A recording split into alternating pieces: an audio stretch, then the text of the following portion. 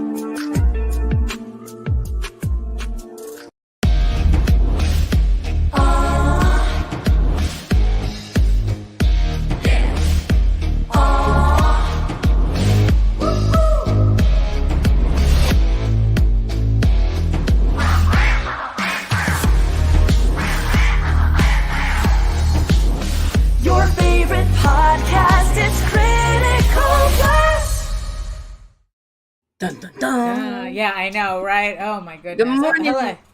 Good morning, everybody. Yes, and like I said, it is not Monday. It's like, look at that. We do our first week where we cut out 3 of our shows, and we've completely lost the ability to tell time again. I know, right? Like, seriously, all day's been Monday to me. Yeah, It's like, it's yeah. my husband being home should have given it away, but it just didn't work. Let's say, oh, hold on. I'm just, oh my goodness. Okay, yeah, I'm still just catching up with stuff. So finally my wrist stopped bothering me enough so that I can start really getting back to work. So I'm just doing like a whole bunch of things at the same time here. So bear with me. So good morning, everybody. Good morning. My name is Daphne Lage, and I am a cartoonist, illustrator, and comic book artist from New York. I have been self-publishing comics since 1992, and I am known for the funny animal fantasy adventure Tall Tales, with Volume 4 coming out mid-year. And I'm currently known for my medieval fantasy soap opera, Eagle Raven, Heir of the First Unicorn, which finally broke 3,000 on Kickstarter. So in the meantime, you can read both my comics online at Tall Tales, TAILSonline.com, and egoworks.com, EGOWRKS. And if you're watching us from Facebook or Twitter, or you're following a link from anywhere, please come on over to YouTube and subscribe to all our channels, to Ragin 2, and to my channel, Daphne Lage Art, where you can watch videos on how I make all my comics and all that fun stuff. So Nita, tell the peoples who you are. My name is Nita Lanning, and I'm a writer, vlogger, blogger from Southeast Louisiana. I am CEO and executive producer of the Ragin 2 Broadcast Network. In a simp. What? Yeah, right. Aren't we all in some way? Aren't we all? But wow, so this has been quite the week, I think, for both of us. But really though, so let's get into a little housekeeping. Like I said, I'm doing like a whole bunch of things here at the same time. You want to start with the campaigns? Yes, let's do that. So let's talk about long shots. So long shots, 7 books, 9 books, 1 big deal. And the reason why it's a big deal is because you get 9 books for what usually costs you to get 1 book on crowdfunding. I mean, that's the thing about this campaign that's so special. Not only do you get 9 books, but you get 9 different kind of books of all genres, of all story types. You're gonna find something you love in this campaign. if you're not familiar with independent comics, with the whole scene, think it's really daunting, there's so much out there, this is the campaign to jump on. It's like, because in this campaign, you have 9 different books that you are guaranteed to find a book that you will love. 9 printed and ready to ship. Yes, books. exactly. It's like there's no waiting. There's not going to be like, oh, we're waiting for this artist or waiting for that letterer or waiting for the... No, they're all done. They're all printed. And, even if you don't like all of the books... which is fine. This campaign is such a deal that even if you find books that, I'm not really into this one, I'm not into that one, there is somebody in your circle that will like it. Be that person that introduces somebody to their next favorite comic. And for $25, you're paying that for one book on most crowd funds. Exactly. In this campaign, you're literally getting a book for $2. $2. When was the last time you spent $2 on a comic? So yes. So long shots on Indiegogo. How many days they have left on that? Around like 20 something? Something like that. Yeah, something like 20. Okay, let's do that. All the links are going to be in the chat and in the show notes below. But yes, 20 days left to pick up 9 books for the price of 1 on crowdfunding. Unheard of. It's like, really, be that person that finds your favorite book or introduces your friends to their favorite book. Be that person. So, Oswald Chronicles, coming to you Monday, March 21st. And we will be joined by JD Calderon, who may or may not press the button on our show if he doesn't do that before he goes to bed. So, and because we don't know when he's going to press that button to launch this campaign, click the link click the link in the chat in the show notes. Go to the pre-launch page, sign up for it so you get an email the second he decides to press that button. And let me tell you, he is itching to get this campaign off the ground. He doesn't like this pre-launch stuff. He wants to get these books to you, right now, as quickly as possible. So impulsive. He really is. So, and of course, Eagle Raven, Heir of the First Unicorn, on Kickstarter right now, issues 1 through 4 and the prequel. Like I said, we had just broke 3,000, which unlocks the second trading card. So, we're on to a good start. We still have... What do I have? I have 26 more days to go. So thank you to all 91 backers. 26 days to go. We just broke 3K and we still have plenty of time to make it to the next trading card stretch goal. And there's a special stretch goal that I just want to comment on too. So link again, chat, show notes. Go straight to the campaign. Pledge today, because I asked my crew on Kickstarter what they would like to see with the ultimate stretch goal, and I made my decision. So there we go. So let's talk about that. Oh yes, and yes, we have a coupon code. How convenient for everyone doing their crowdfunders right now. Save 5% on your next Gemini mailer order with coupon code Ragin2. Look at that, Nita. We're so almost official. We're so close. Oh my gosh, so close. I could almost taste it. We got our first actual...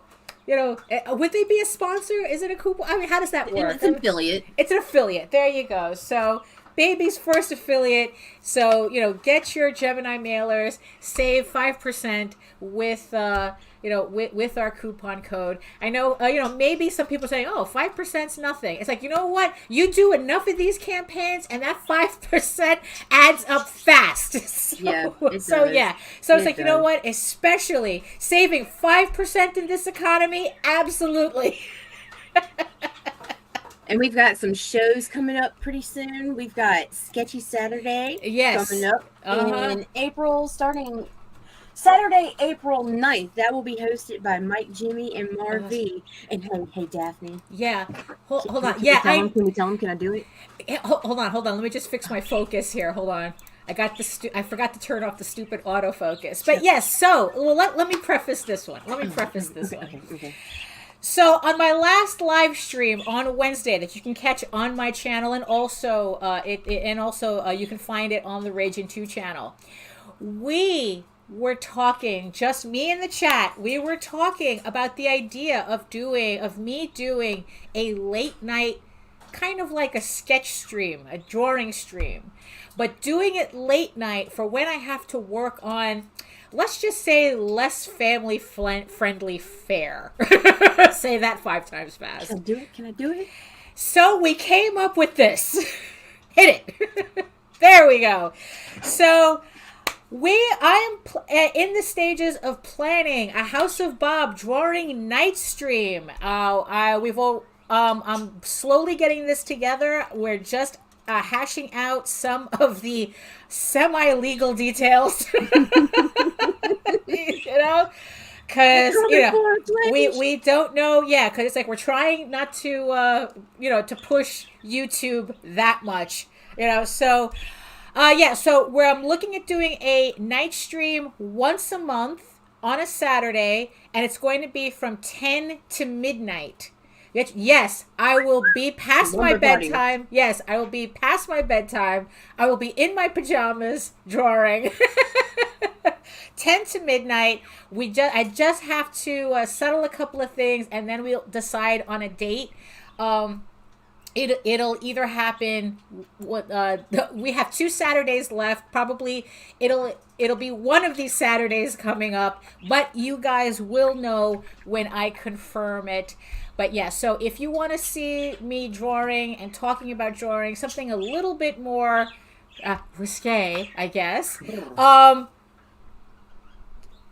Just keep an eye out for that show. We will be announcing it, an actual date, a starting date. If we shortly. get flagged, we have another way of bringing it about too. Oh right, yes, but like I said, are you 18? Yes, click. Okay. Yeah, cool. So we're gonna see what we can get away with on YouTube. So we're still, like I said, we're still sorting out, the friggin' terms of service stuff. So we want to make sure that. Joe. So no, we haven't. No, like I said, it's like So what are you planning for tomorrow? Yeah, exactly. Yeah, exactly. So at least you'll save some on shipping as well. So good morning, everyone. Good morning, everybody in the chat, everybody who's watching. But yeah, so Eagle Raven hit 3,000 overnight. And yeah, so yesterday I asked my peeps on Kickstarter in the chat on Kickstarter. What do they call that? The message boards on Kickstarter. So 3,000 is okay. So we unlocked the second stretch goal. There's a third one at 4,000, which unlocks the last trading card stretch goal. But there's more stretch goals after it. This is just the last trading card. Oh, that sticker. Right. Yeah. So at 5,000 is the sticker. So, but now we have to hit the 4,000 to unlock the last trading card. But, so this officially puts me halfway for me, is my most ambitious stretch goal yet. And that is an unlocking at 6K. We're going to unlock an extra 8 pages in the comic. Nice. With a new story, brand new story, that actually happens before issue 1, so it is part of the timeline. And this is going to be the first of the Tales of the Outer Kingdom shorts that I keep talking about. So these are shorts based on little vignettes that I wrote that didn't fit in the main storyline, but I still wanted to do these stories because I felt that they added to the character development, they added to the world development. You learn a little bit more about just the overall world that Eagle Raven takes place in and the people that she hangs out with and whatnot. But if I had put it in the main storyline, it would have bogged down the story. Right. So instead, I am doing these shorts separately. They're going to be all compiled in its own trade, Tales from the Outer Kingdoms. But in the meantime, they are going to be turned into stretch goals with every subsequent issue campaign. So this is going to be the first one. So at 6K, we unlock another 8 pages that's going to be printed in issue 4, bringing it up to a 40-page comic. Full color, absolutely tasty. You know you want it. So we're halfway to that goal. We have 26 days to go. So let's start unlocking these stories.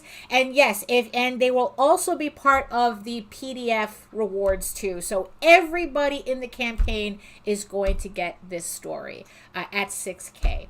So that's what I'm planning to do. But like I said, we're halfway to goal. We have plenty of time, but the sooner we get it, the better. And here's the thing too, depending on how many days we have left, if we reach 6K, I will put up another story as another stretch goal before the campaign ends. But it depends on how soon we get to 6K. So, if we can get to 6K and still have maybe like a week and a half or 2 weeks to go, I will put up another story as a stretch goal, which will bring up the page count on this issue even more. So, I'm excited. Yeah, so that's what I'm planning with this as well. So, yeah, and on Monday, like I said, we have JD joining us to... Oh, he's joining us? I was just going to let him have it. Oh, well, that's true, too. That's true, yes. I mean, it's like, we can, we'll see what... We're totally going to join him. Yeah, absolutely. So he may or may not press the button on the show as an impromptu launch for the Oswald Chronicles. Or he might just get out of bed and launch it and then come on the show, depending on how, he feels that day. Because like I said, he does not like this whole pre-launch period. It makes more sense on Indiegogo. For him, yeah, I'll never push it again. Right, yeah. I've never seen anybody do like he does. It's crazy. I told him that last night. Said you're some kind of god or something. I'm not even touching it. Right. Don't listen to me. I don't know what I'm talking about when it comes to you. So, he's experimenting with a couple of things, and pre-launches are just one of the things he's not going to do again. So it's like, so make sure you sign up for that pre-launch, because we have no idea when he's going to launch this campaign on Monday, and you want to make sure that you get, because he has 24-hour specials. He's going to have 24-hour specials on his campaign, so you don't want to miss out on that. So that's pretty much it for housekeeping. Now let's get into the good stuff. Oh, okay, yes. So on Monday, because we had a guest coming, so I had to cut my conversation short. I had wanted to continue it today. It's like, you know what? Let's have Friday to ourselves so that we can run a conversation as long as we want to if we need to. So on Monday, we were talking a bit about fanfic. So there's this, for those of you who missed it. So there was this, I guess Pixar released a cartoon on streaming called Turning Red. I have yet to see it. Honestly, I have no interest in seeing it. Once Disney/Pixar really got into pushing the whole 3D animation style, I just became completely uninterested. For 2D artists. I think it's ironic. Yeah, exactly. It's like, and it's like, I don't know. It's like just 3D just doesn't do anything for me visually. It really doesn't. It's like I need to see. It's missing. Yeah, But it is a good movie. Right. So there we go. So at Nita's recommendation, so there was this review that was popping up on Twitter that people were goofing on, because the person who wrote the review gave the movie 1 star based on the fact that they found it uncomfortable in the first 10 minutes, that one of the, I guess, like the lead girl character, I guess, what is she supposed to, what age is she? She's the main character. She's the lead. Okay, so like how old is she supposed to be? I think she's like 12, 13. Right. I guess the movie starts off with her writing fanfic. Mm-hmm. And the person writing this review said that, oh, that made me really uncomfortable. That can't be realistic. That made me really uncomfortable, and I can't believe they put this in a Pixar movie. Right. So of course everybody was goofing on it for a lot of reasons, because it's like, it's like, one, the fact that this person immediately, went to all fanfic is inherently erotic. Right. Right. And two, the fact that a 12-year-old girl might be doing that type of writing. And then it's like just the whole idea of fanfic in general. Where it's like, where it's like, oh, that it's like a 12-year-old writing fanfic, that's ridiculous. And I'm like going, why? Why is that ridiculous? The idea, I mean, and that was the thing, the idea that that society can raise children practically from birth, inundating them with corporate media, right? I mean, it's like, just like you're getting Mickey Mouse shit right out the womb.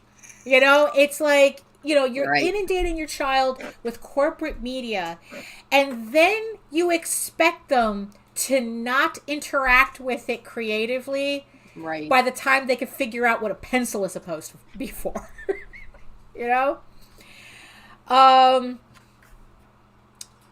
So I found that really, really strange. But of course, the comments on this thing just completely blew up. Because, and of course, I had asked you, when was the earliest you remember writing fanfic? 7. Right.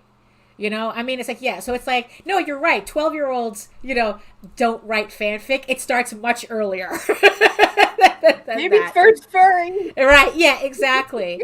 And it's like, and it's like, and look, it's like, for me, if I was understanding something I was watching enough, I was thinking of fanfic in my head. Yeah. It's like every kid wants to be in the adventure that they're watching. For sure. And it's like, and it's like, and I don't, and it's like, and the next step is writing it down.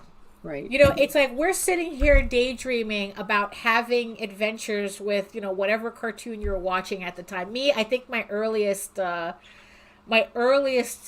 memory was probably like, probably the Smurfs. Even earlier than that. It was like, it's like probably like, like the Woody Woodpecker and Friends and things like that, where it's like, yeah, it's like we want to be part of the adventure. The most prominent for me though was like She-Ra, because I had a baton that became the sword of protection. Oh, right, yeah. And my bike was Swift Wind, dude. Yeah. Let me tell you, like, for real. Right. That's when I really like started writing.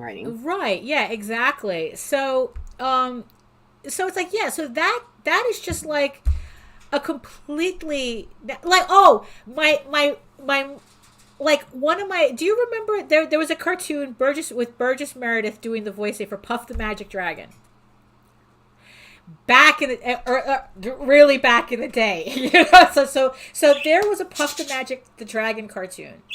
I do remember it. Right. And this vaguely. is right. And this is where that was the cartoon where I learned of my hatred of the trope of going into being transported into a magical world and then having to make the decision to come back. You don't want to fly with dragons in a land of art? No. That's exactly what I was crying over. That it's like, why did Puff the Magic Dragon have to leave? Why did Puff had to leave? Because it was time for the kid to grow up.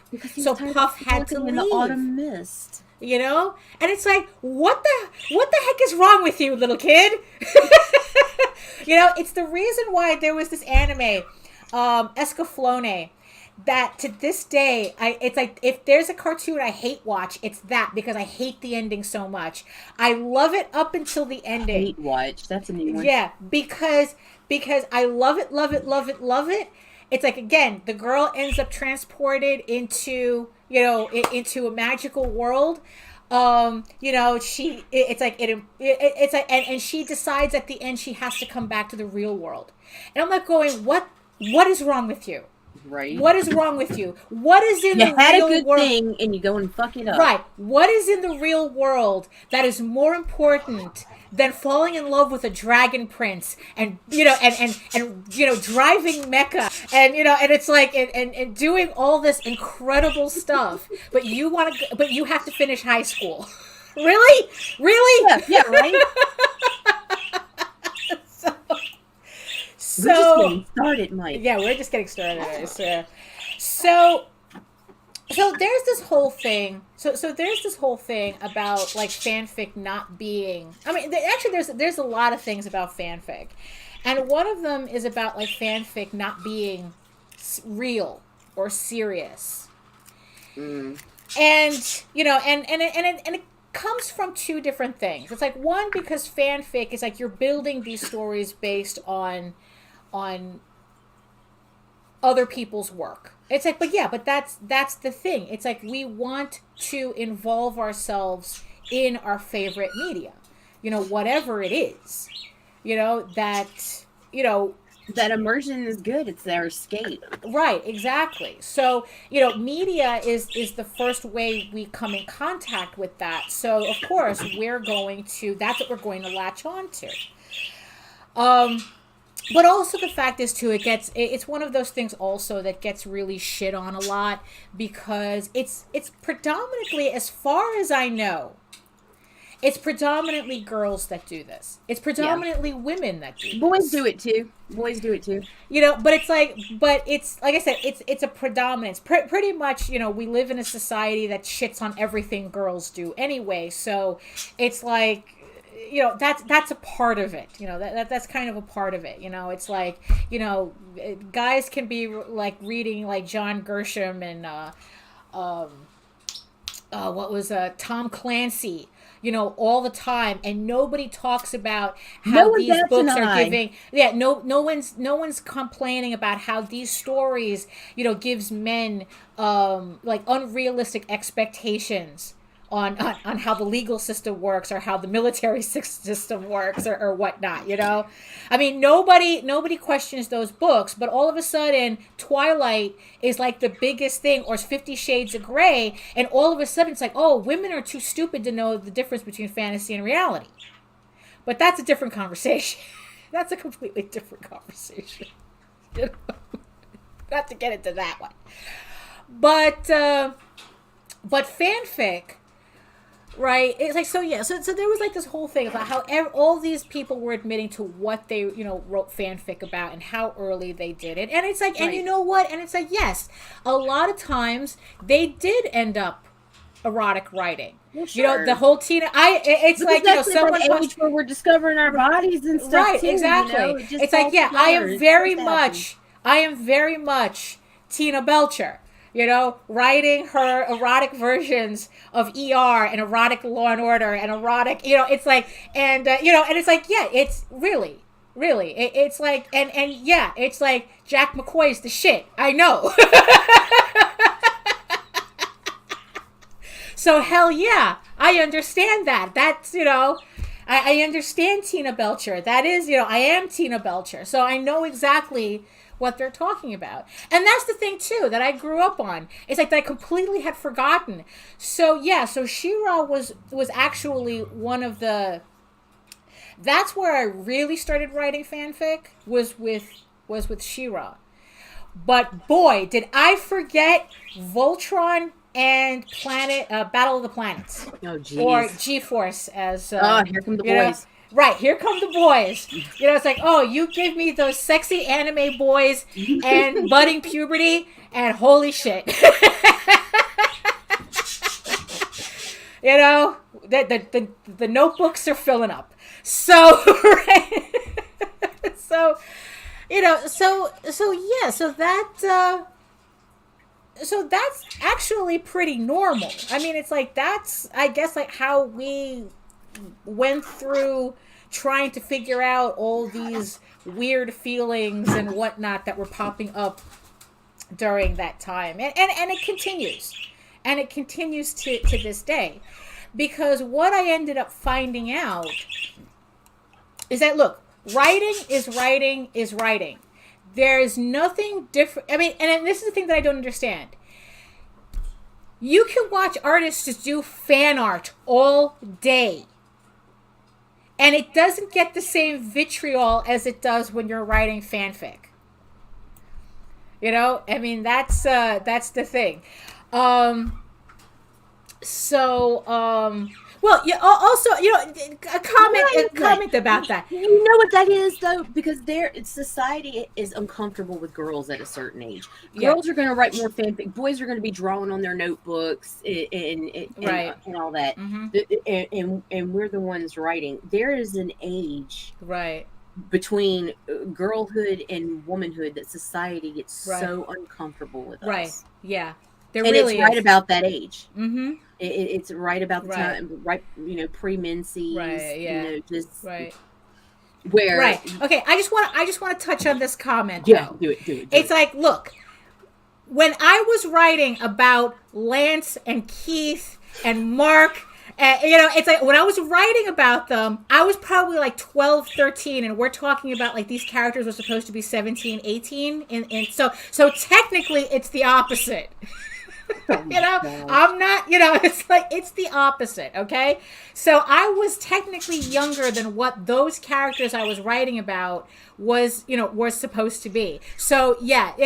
And also second point too, they're fucking drawings. Okay, they're cartoon characters. There are no ages. Okay, they're not children, no matter what. They're not adults. They're not children. They're cartoon characters. They don't exist. But again, that's another conversation. That's a different conversation. What is it? You know. So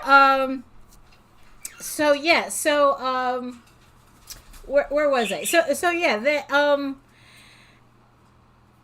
Yeah. So, yeah, I know. I know, Carl. You know, because if you take that to its logical extreme, bronies have a lot to answer for. Oh, yes, they do. You know, so we're not kink shaming here. We're not kink. Yeah, exactly. We don't kink shame here. So like I said, so fan art, you can have an artist drawing fan art all the time. You know, and it's like, in the end, it's like, you know, in the end people go, oh, well, it's just fan art. But the thing is, though, it's like they're also developing their skill. Guess what? You're also developing your skill writing, too. So even though you're writing fanfic, you're writing whatever Kirk, Spock, / you're into at that moment. You're in a weird way, you're practicing your craft. You're honing yourself, yeah. Yeah, exactly. So, and what I realized is that fanfic, especially as I got older, fanfic became a way for me to try to figure out ideas that ended up in my original work. Because by removing I have to create this world first, by removing that, I was able to write a story just focusing on what I really wanted to try to figure out. Whether it was like a plot point or an emotional setting or something, you know, like that. And then that would end up... that's totally different. Yeah, well, I'm not kidding either. True oh, story, well, yeah, no. The copyright thing, yeah. It's like, yeah, again, that's another conversation when people are, you know, whether, you know... Yeah. Real quick, there is no gray area with fan art. All fan art is bootleg. You are all, you know, violating IPs by doing it. And that's what it is. And it's only through pure luck that a studio is not doing anything against you for it, whether you're selling it or not selling it. So that's just the long and the short of it. That's actual copyright law. So, you know, so just so you know, you know, just to clarify that, I got jumped in a forum of rabid 17-year-olds, you know, like 13 to 17-year-olds, because I said that.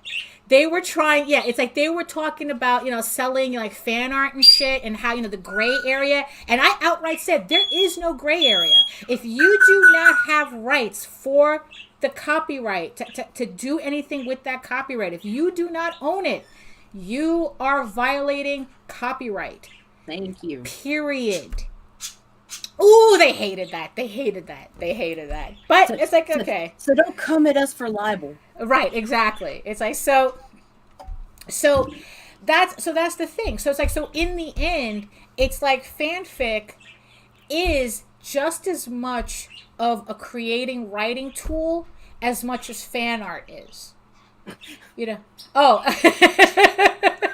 well, So that's but that's the thing. But for some reason, because I don't know, fanfic somehow scares people. I don't. Again, doesn't really matter. But again, that's a different conversation. But it's funny because they were like, "Oh, well, it's corrupting the innocence." Well, that's funny because it going with what we're talking about, the age we started, it seems like it's innocence corrupting the innocent. Well, it's I mean, it's like it's like one. It's like I don't buy that whole thing because it's like what they're upset about. Again, it's like why people get really uncomfortable with like I don't know, like what 12 to 19. I think like for some reason they're really uncomfortable with girls between 12 and 19. Between 12 and 16. Right. Yeah, you know what? Yeah, I would say that too. Once she's legal, then it's different. Then it's not as sensitive or fragile. Oh, right. That's true. Once she turns legal. And it's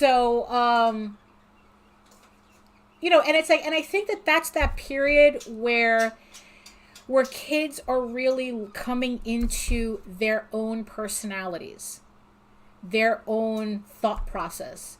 You see, and that's the thing, and that's not what it is. I mean, it's like reality. Right. So, so it's like, and which is really funny because like how many times have you seen people with fucking babies say, "Oh, my baby has a crush on your baby." Oh, look, time. It's like that's this is my baby's girlfriend. Oh, look at the other baby. I mean, it's like they're fucking babies. And technically that's sexualizing them more than them turning 12 and writing fanfic about whatever about Naruto or something. Right. Sonic the Hedgehog. I mean, it's like, and that's the funny thing too. It's like, you have people getting upset, weirded out by fanfic because it's corrupting the innocence. Meanwhile, you got moms and dads doing strange shit. Oh yeah, you do. Thinking they're being playful. I mean, and it's like, oh, look at that. It's like, really? And you're selling little girls shorts with sexy and saucy written across their asses. And it's like, holy shit. There was one of these models that, I mean, she had a newborn and she got booties knitted to look like stripper heels. Wow. She actually put this shit on her Instagram unironically, but fanfic is corrupting the youth. I'm European. Right. Thank you. Exactly. Yeah. I mean, so it's not, trust me, it's not the fanfic. Just like it's not Barbie giving your daughters body issues. It's all your relatives who come over to the house and keep saying, boy, they got fat. Mm-hmm. They're just saying it out in the open. Like you're not there. Oh, they got fat. What? Mm-hmm. What the fuck? It's like, it ain't Barbie doing that shit. No. So where was I? Oh, yes, fanfic. Writing. Yes, I was supposed to be doing a serious conversation about fanfic as a writing tool. But, okay, so we're at a little past the half hour mark. You see, that's why we need shows. We need to keep one of the shows to ourselves. Catch your breath, Lage. Yeah. So let's show some love, and I'll try to, gather my thoughts, and we'll be right back. Hi, I am Joe D. McPhee. I am the host of From the Desk of a Small Press Publisher, and I want to cordially invite you to watch our show Saturdays at 9 p.m. Central Standard Time. On our show, we will have different guests as well as talk about the comic book industry and pop culture. And every so often, I might actually do a drawing session or a 3D rendering session every here and there. So once again, I want to invite you to watch From the Desk of a Small Press Publisher right here on the broadcast channel that you're looking at, whether it be Facebook, YouTube, or Twitch. Hope to see you there, and make certain that you catch From the Desk of a Small Press Publisher at 9 p.m. Central Standard Time. Thanks.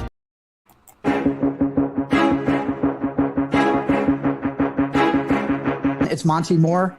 I'm a 30-year comics veteran in comics, games, and movies, and you've been watching one of my absolute favorite podcasts, Catch the Craze. You are watching Catch the Craze. What am I listening to? And you're listening to Catch the Craze. Where are all the indies at? A Catch the Craze podcast. What are you watching? I'm watching Catch the Craze. What are you going to do? Subscribe now to Catch the Craze, the #1 show online for independent. Have you subscribed to? You are an independent. Catch the Craze! Making moves on your own. Catch the Craze! On your grind in the streets. Catch the Craze! Join the movement. Catch the Craze! Oh, where were we? Oh, yes.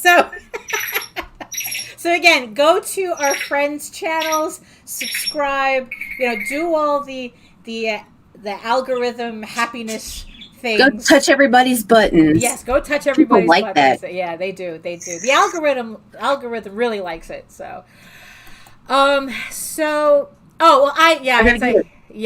has to get it. I have to send it to her. So fanfic as a writing tool, like I said, just like I leveled up as an artist in grade school when The Secret of Nim came out. I know I've mentioned this a billion times already, but The Secret of Nim literally changed my life when it came out in theaters. I came out of that movie a completely different person, brain-wise, obviously. So here was the thing. So of course is that I started collecting all this Nim stuff, everything that I can get my hands on, right? Problem was that it was very, very rare to find anything that had either Justin or Jenner on it. Yeah. I think there was a comic, there was a storybook, there was a plushie. Look, I have never seen. I know that there was a Mrs. Brisby plushie, and there was a Jeremy. I saw it. Are you sure it wasn't a custom? Are you sure it wasn't a custom? It might have been. It might have been. But either way, I want to find out where it came. Well, yeah, exactly. And that was the thing. So it's like, so I have a lunchbox that I always turned it to the Justin side. I have that put away now because, like I said, I'm still in the middle of fixing my office. Bye. And so hello, Lanning, Kevin. Oh, hello. Yeah. So it's kind of hard for me to read the chat when I'm waving my arms. So it's like, so if I miss you, So the only thing, so as a frustrated whatever I was at that age, I knew the only way that I could see more merchandise is if I did it myself. Right. And that's when I really, really, really started pushing myself artistically, just so I could draw those two characters. Just so I could draw Justin and Jenner, just so that I could have them. And it was just like, it's like someone, and what's funny is that someone had commented on Twitter that they really were convinced that artists make their next artistic jump because they're simping for a character so hard that they need to draw them sexier each time. Right. And I go, yes, no lies detected. No lies detected. Facts. That is absolute facts. So that was the thing. So it's like I wanted to possess these characters, but the only way I could do it was to draw them. So I had to improve. I had to now prove. He shows up. Right. There's always simping. There's always simping. Always simping. And it's just, and so that's how, so it was through fan art that how I started really honing my craft. Same thing with writing. So here, so here on the other end, it's like, I'm, wanting to hone my craft. I wanted to see these adventures. I wanted to see more adventures. And it's like, and not necessarily the Mary Sue types where it's like that. What's funny is that I kind of outgrew like the Mary Sue type stories as I got older. Right. Because it's like, yeah, when you're younger, you want to be part of the adventure. And then it's like, as I got older, I found myself wanting to see characters just like differently, but without like me personally involved, kind of thing. Just wanted to extend the universe. Right, exactly. So the thing is, so it got to a point though that I stopped wanting to see other people's characters. And I started wanting to do my own stories. So that's the thing too. It's like so eventually you do grow out of writing fanfics, because there comes a point where it's like, I'm a little tired of playing in somebody else's sandbox. But do you ever grow out of reading them? No. No. I mean, maybe in the amount that I do, but there's just something like, if there's, it's like there's people, it's like, no, it's like there's sometimes I go looking for certain fanfics just to kind of like get a fix, and then it's not black tar, Daphne. Right? Yeah, I know. It's like you had to make it dirty, right? So here's the thing. So this is my example, right? So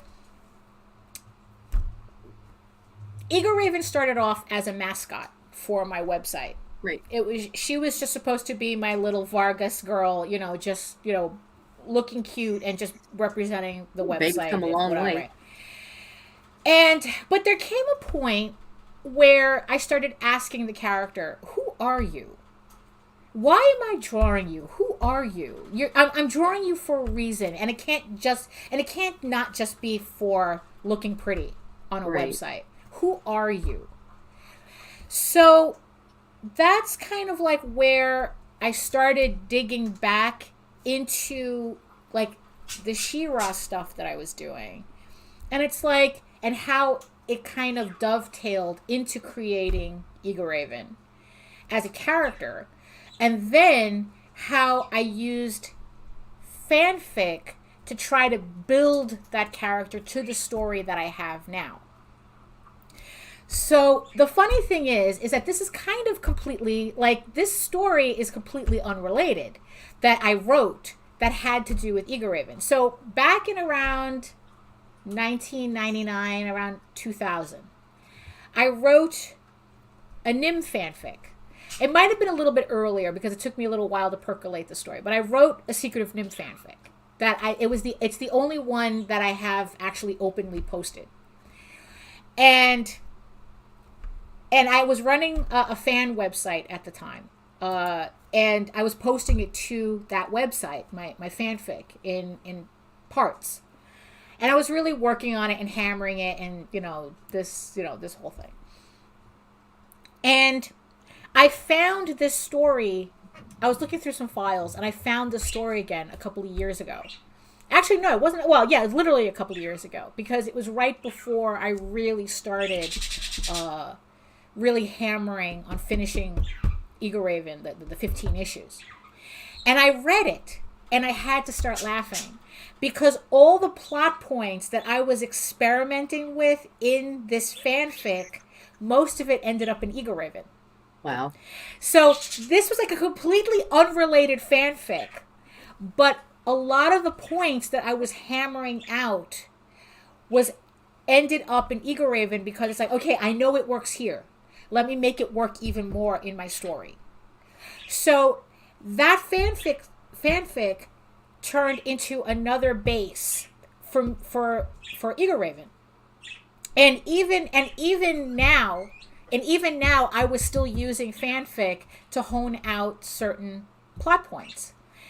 On Friday, I had mentioned, so we all know the story of Loki, okay? My Loki, my disaster son, that if you follow me on Facebook, again, this was a character that started off as a joke. Okay, yeah, it's like there's a character that started off as a joke because I was mad at Disney for them trying to trademark the actual myth. Right. The actual mythological character. I mean, it's ridiculous. So I had made the joke about how everybody should create their own Loki, so that, and mind you, everybody should create their own Thor too, which I also did. Because you can't have Loki without Thor, but that's another story. That's literally another story. And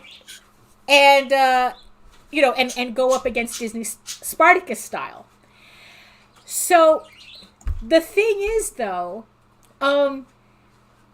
the reason I had gotten to that point, to realizing I needed my own Loki, was because I was doing friggin' Tom Hiddleston Loki fanfic in my head, trying to figure out what to do, trying to figure out a story angle with Eagle Raven being immortal. And I couldn't figure this out. So I was using Loki and I was using Doctor Strange as a way of trying to hammer this story out.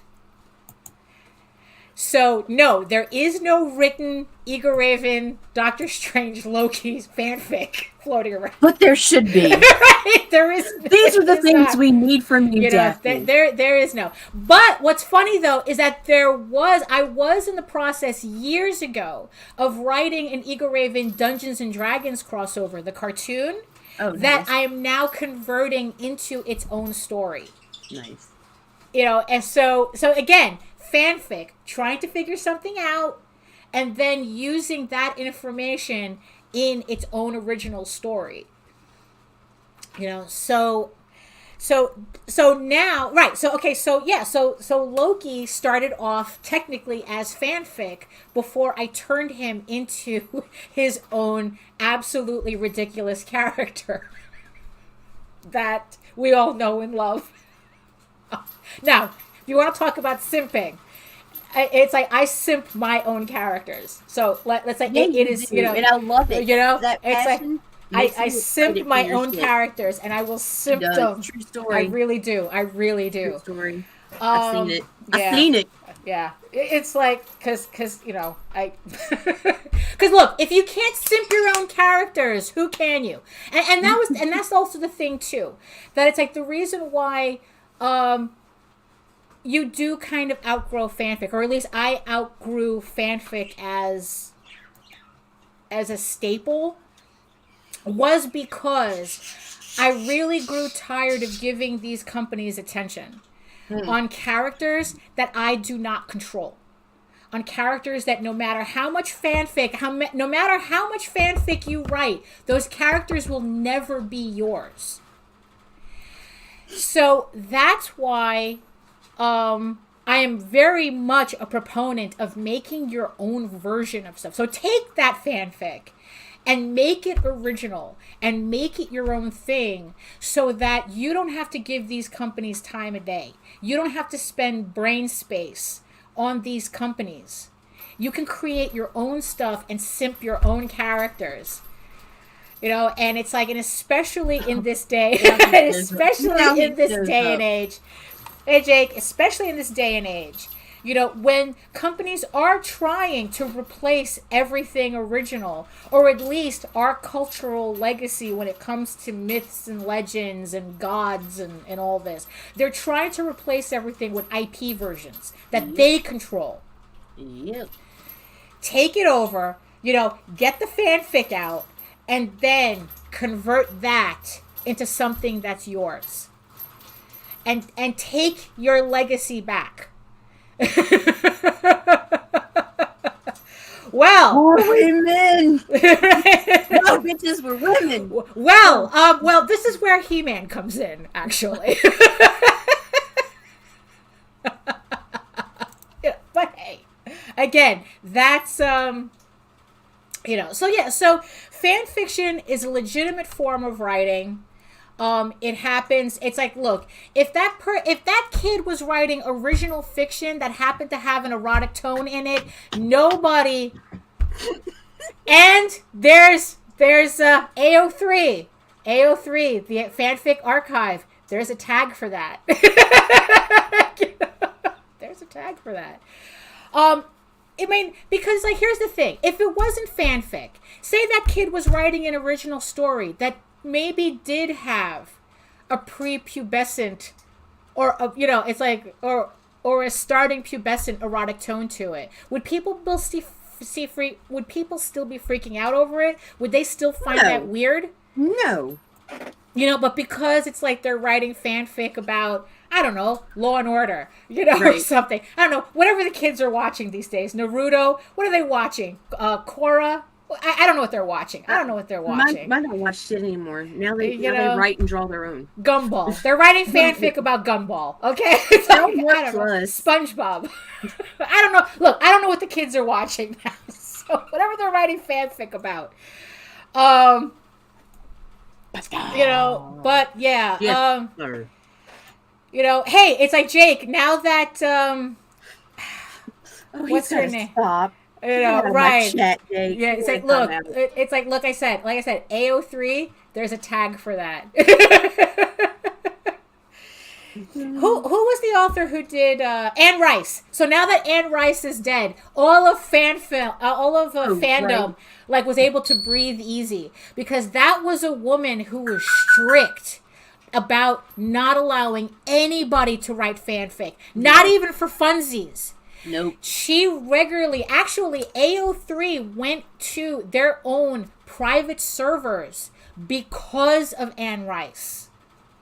Because she was raiding, I guess her lawyers were raiding fandom archives, looking for fanfic of the Vampire Chronicles, of Lestat, of everybody, and they were sending cease and desists.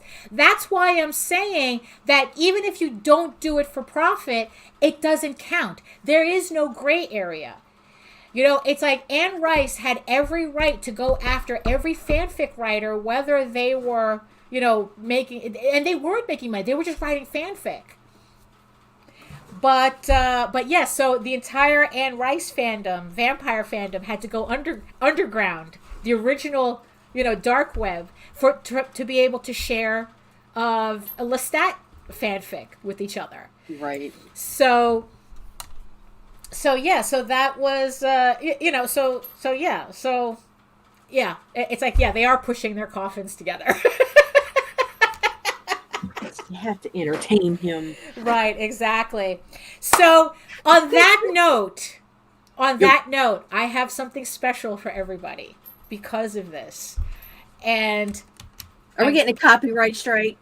I am putting it in the chat right now as we speak. In the chat. For everybody who's joining us today. What is it? Here's the link. Daphne, you're killing me.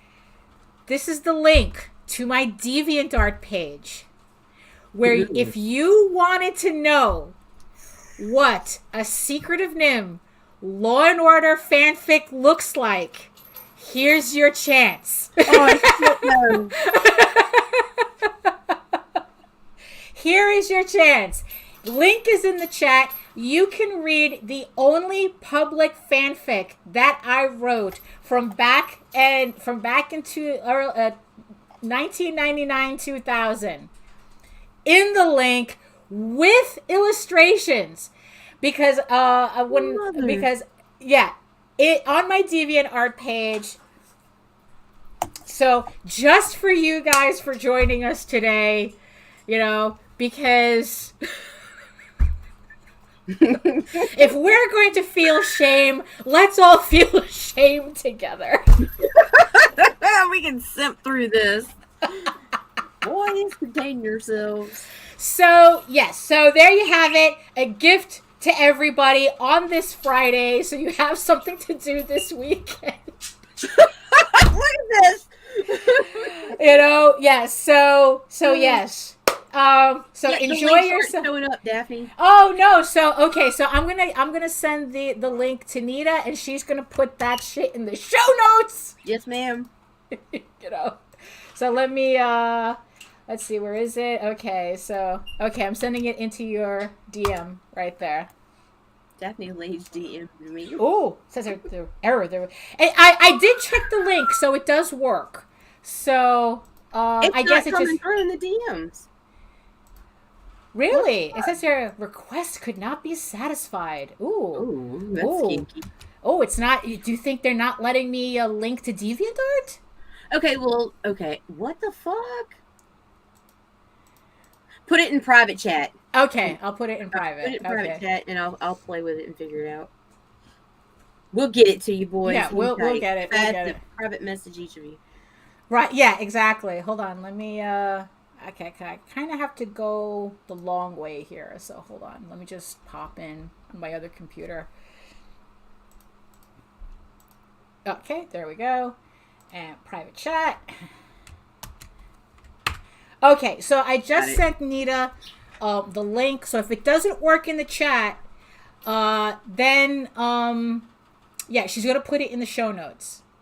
But you know what? It's like I'm going to also link to it on my Facebook after we're done, so nobody misses out. So you can check that out. So you got the link? There we go. Right. Okay. Okay. All right. There we go. So now it's there too. So there we go. So I just gave everybody, you know, something to do over the weekend, and you know. So I think on that note, so yeah, so I guess any final words for the peoples, Nita? Put it in the show notes. Yeah, hit the button. It's in the show notes. Yeah. So thank you for joining us this Friday. I hope this new schedule. Well, I know it's working out for us. This new schedule. We gotta talk about one thing real quick. Sure. You want to run through real fast? Yeah, go ahead. Okay, do it fast. Okay, long shot, get it. Lots of books. Buy them. Right, exactly. It's like hit his button. Hit his button before he does. Daphne pledge while she's still alive. Yeah, exactly. Saturday coming April 9th. My Jimmy RV, don't miss it. Coupon code Ragin2 for 5% off of your Gemini mailers. Got a question, comment, what the fuck ever? Look, hit us up. RaginABC@gmail.com.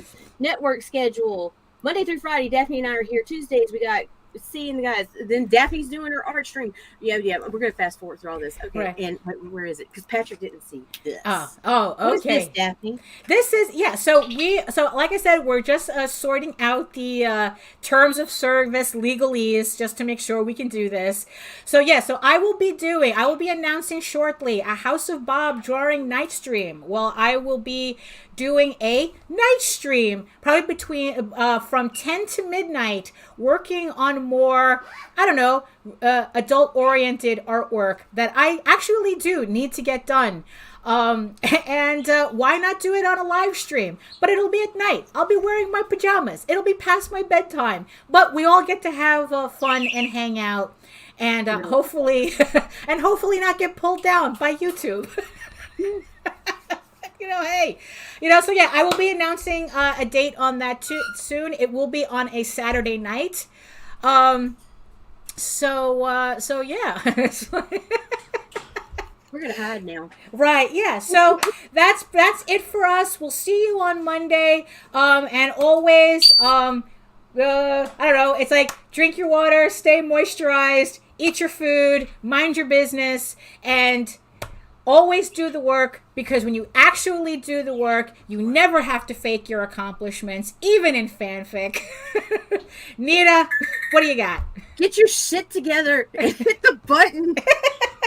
So get your shit together. Get it all together and put it in a backpack. All your shit, so it's together.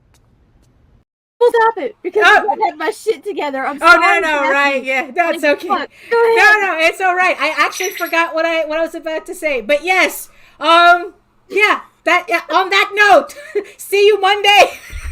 Well, then get your shit together. Get it all together and put it in a backpack. All your shit, so it's together. And if you gotta take it somewhere, you know? Take it to the shit store and sell it. Or put it in a shit museum. I don't care what you do. You just gotta get it together.